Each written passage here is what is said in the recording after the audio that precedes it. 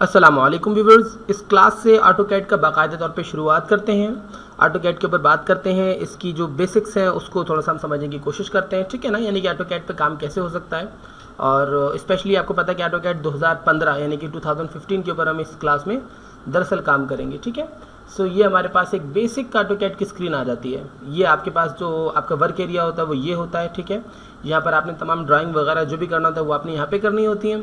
ये आपका command area होता है, किसी भी किस्म की कमांड एक्टिव करनी है वो हम यहाँ पे करेंगे, ठीक है। इंशाल्लाह ताला इसका बहुत काम रहेगा कमांड एरिया का भी, बट स्पेसिफिकली हमें कमांड एरिया पे क्लिक करने की ज़रूरत नहीं होती है, ठीक है।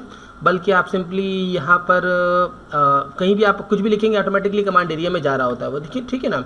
स्पेसिफिकली देखिए मैंने एल प्रेस किया, ऑटोमेटिकली कमांड एरिया में आ गया। और सबसे अच्छी बात ये, अगर आप एल प्रेस करेंगे तो देखिए शॉर्टकट कीज़ हैं इसमें पूरी कमांड एरिया की, पूरी आपको कमांड नहीं डालनी पड़ती, आप खाली शॉर्टकट कीज़ का इस्तेमाल करते हैं और आपके पास आपकी कमांड एक्टिव हो जाती है। लिस्ट हो गई, ले आईसो वगैरह वगैरह बहुत सारी कमांड्स हैं इधर जो एक्टिव हो जाती हैं, ठीक है। इसको आप एक्सटेंड भी कर सकते हैं कमांड एरिया को, और दोबारा स्मॉल भी कर सकते हैं, आपकी मर्ज़ी होती है, इधर आपको कोई प्रॉब्लम नहीं है। फिर उसके अलावा कुछ लेआउट्स आपके पास अलग अलग है। लेआउट 1 इसके अंदर देखें अलग स्टाइल है।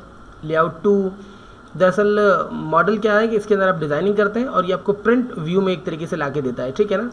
सिंपल सी बात ये, आपका व्यू पोर्ट चेंज कर देता है ये खाली, और कुछ भी नहीं है। आप दोबारा मॉडल में आ जाते हैं सिंपली। अच्छा, ये जो एरिया है ये आपके रिबन्स कहलाते हैं। अगर आपने MS वर्ड पे काम किया हो या MS एक्सेल वगैरह पे, यानी MS ऑफिस के ऊपर अगर आपने काम किया हो, सो ये टैब्स कहलाते थे वहाँ पे, लेकिन यहाँ पे इन्हें रिबन कहा जाता है। ये होम रिबन है। होम रिबन के अंदर ये एक ग्रुप है जिसका नाम है ड्रॉ, एक ग्रुप है जिसका नाम है मॉडिफाई, इसी तरीके से annotation, layers, block, properties, groups, और ये यूटिलिटीज़, क्लिपबोर्ड और व्यू, ठीक है ना। इसी तरीके से इंसर्ट के ऊपर मुख्तलिफ हमारे पास ग्रुप्स हैं, ठीक है।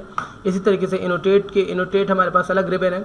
अच्छा, यहाँ पर जो है आपके पास ये क्विक टूल बार है, ठीक है ना। यानी कि न्यू, अगर आपने एक नया डॉक्यूमेंट क्रिएट करना तो आप यहाँ पे क्लिक कर दें या फिर आप ओपन पे क्लिक कर दें। इससे आप कोई पुराने एग्जिस्टिंग डॉक्यूमेंट्स जो हैं वो ओपन हो जाते हैं, यानी वो फोल्डर को खुल जाता है आपके पास। ये देखिए इस तरीके से यहाँ पे आप कोई भी डॉक्यूमेंट्स अपने बना सकते हैं, सिंपल सी बात है, ठीक है ना। सो इसको मैं करता हूँ कैंसिल। उसके अलावा यहाँ पर आपके पास सेव एज का ऑप्शन है, सेव का, और ये प्रिंट का। ये बिल्कुल सिंपल सी चीज़ें जो आपको पता होनी चाहिए।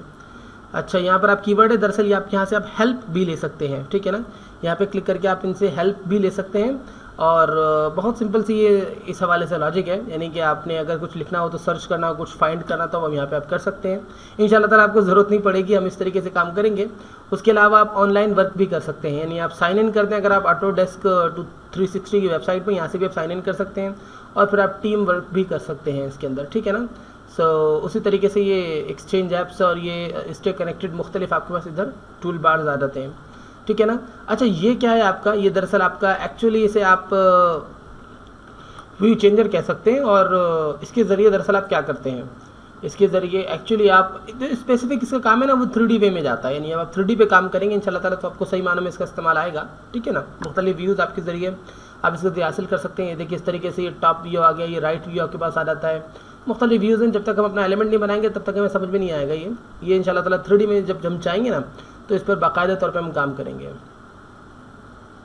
ये पूरा इस तरीके से आप इसको, फिर इसमें आइसोमेट्रिक व्यू एक अलग होता है आपके पास, ठीक है ना। यानी कि कोने से आप देखते हैं, 3D व्यू में आप देखते हैं, आपके पास 2D पे भी आप काम कर रहे हैं, ठीक है ना। सो अच्छा, ये जो आपके पास आती हैं ये एक टूल बार है, इसके ज़रिए मुख्तलिफ व्यूज़ आप चेंज कर सकते हैं, ठीक है ना। बहुत सारे व्यूज़ हैं, इंशाल्लाह ताला इसको नेक्स्ट क्लास में तफसीलन में बात करूँगा इन व्यूज़ के हवाले से, ये क्या होते हैं। और ये जो एरिया आपके पास है, यहाँ कुछ सेटिंग्स होती हैं आपके पास, ठीक है ना। ये जो एरिया आपके पास चल रहा है, ठीक है, मतलब सेटिंग आप चेंज कर सकते हैं, अपने व्यूज़ आप चेंज कर सकते हैं, और मोड्स चेंज कर सकते हैं काम करने के। इंशाल्लाह ताला तफसीलन इस पर बात होगी। अच्छा जी, अब हम अपने वर्क एरिया, इसे मॉडल एरिया भी कहते हैं एक्चुअली, ठीक है ना। इस पर थोड़ा सा आ जाते हैं। आई थिंक ये बेसिकली बस यही है हमारे पास, जूमिंग कंट्रोल का जो एरिया यही रह गया है। इंशाल्लाह ताला जूमिंग कंट्रोल के ऊपर फिर नेक्स्ट क्लास में बात करेंगे। इस क्लास में मैं आपको एक सिर्फ बेसिक, ताकि आप काम को शुरू कर सकें ना, तो एक बेसिक सी आपको मैं टिप देता हूँ काम शुरू करने के लिए। सिंपल आप लाइन पे क्लिक कर दें। अच्छा, अभी फ़िलहाल कोई भी आपको बस एरिया मखसूस नहीं है, कहीं भी आप काम शुरू कर दें। मिसाल के तौर पर आप यहाँ भी, ये आपसे साइन गुम हो जाता है, देखिए ये।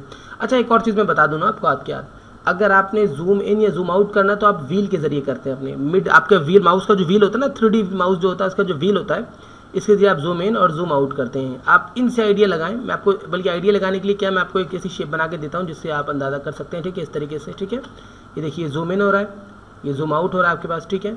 Zoom in and zoom out इस तरीके से आप कर सकते हैं। अब मिसाल के तौर पर अब आप इतना जूम इन होगा या जूम आउट इतना होगा कि आपको आपसे वो एरिया मिस हो गया तो कोई बात नहीं, हम कहीं से भी शुरू कर सकते हैं, ठीक है ना। बाकी अगर आपको वापस उस एरिया पे जाना तो आप सिंपली स्टॉप पे क्लिक कर दें, वो देखिए आपको सामने ला के दिखा देगा। टॉप पे क्लिक से ये फ़ायदा ये होता है, जितने ऑब्जेक्ट्स होंगे ना बिल्कुल सामने आ जाएंगे। बाकी अगर आप यहाँ पे डिलीट कर दिया तो आप यहाँ पे नहीं बनाना चाह रहा तो आप कहीं और बना सकते हैं। अब आप क्या करेंगे, अब आपने इसे मूव करना है अपनी स्क्रीन को ना, तो आप 3D बटन को सिंपली प्रेस करें और इधर जाएं या इधर जाए, जहाँ भी आपने जाना वो 3D बटन को आप प्रेस करके जा सकते हैं, ठीक है। Wherever you want to go, आप कहीं भी बनाना शुरू कर दें तो आपके लिए कोई प्रॉब्लम नहीं है। अच्छा, दूसरा एक और चीज़ ये देखिए, मज़ीद नीचे नहीं जा रहा, देखें यहाँ पे मज़ीद नहीं जा रहा है, ऊपर जा रहा है लेकिन वापस इधर तरफ नहीं आ रहा, ठीक है ना। ये मेरा देखिए माउस लॉक हो गया है, ये कभी कभी माउस लॉक हो जाता है, उसके बाद जूमिंग भी नहीं होती है, एक लिमिट से ज़्यादा जूमिंग नहीं होती है, जूम आउट जूम इन नहीं करता।